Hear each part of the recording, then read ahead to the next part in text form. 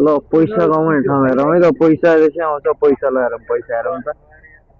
यत्रो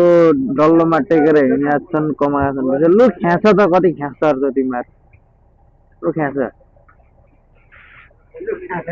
लु ख्याँच त जहाँ लु ख्याँच यत्रै सिटी लु ख्याँच कमाऊ कमाऊ पैसा कमाऊ लु ख्याँच तिम्रो भएको ल हेर त लु अब हेर त अनुहार फेरि यो अनुहारै माग्ने कस्तो देखिएछ भाइ यार तिमीलाई त कस्तो लाग्छ अब यस्तो एक दुई दिन पऱ्यो भने त घर लगभग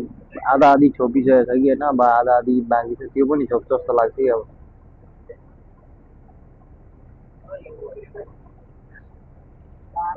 यस्तो ठाउँमा अनि होइन कम्पनी नहुनु भने त यहाँको मान्छेहरू के खान्छन् होला है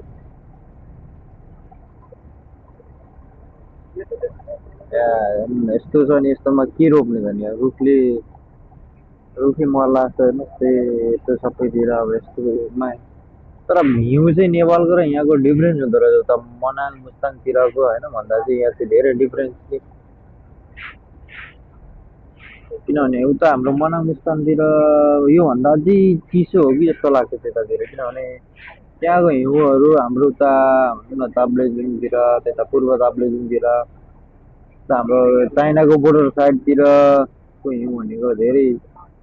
चिप्लिने हुन्छ यहाँको चाहिँ त्यो होइन अब फुस्सुर हो कि है फुरु फुरु फुरु गरेर झरेको होइन यहाँ फुरु फुरु गरेर झरेको फुस्रु खासै चिप्लो चाहिँ नहुने होइन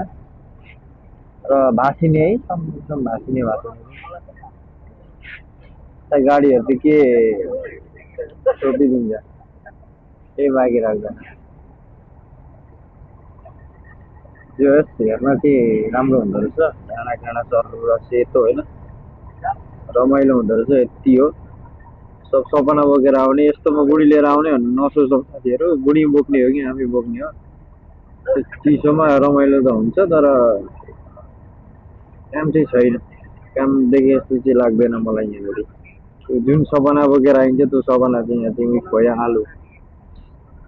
त्यो सपना छैन अलिअलि खाडीको भन्दा पैसा पनि त्यही खाडी बराबरै हो सेलेरी पनि होइन तर अब यस्तो के हुन्छ भने ड्युटी अब आवर होइन अब घन्टा चाहिँ कम गरिन्छ खाडीमा जस 12 घन्टा गरेर कमाएको पैसा यहाँ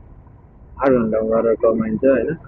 त्यति मात्रै हो ठुल्ठुलो सपना लिएर आउँदा चाहिँ खासै त्यही होला जस्तो चाहिँ लाग्दैन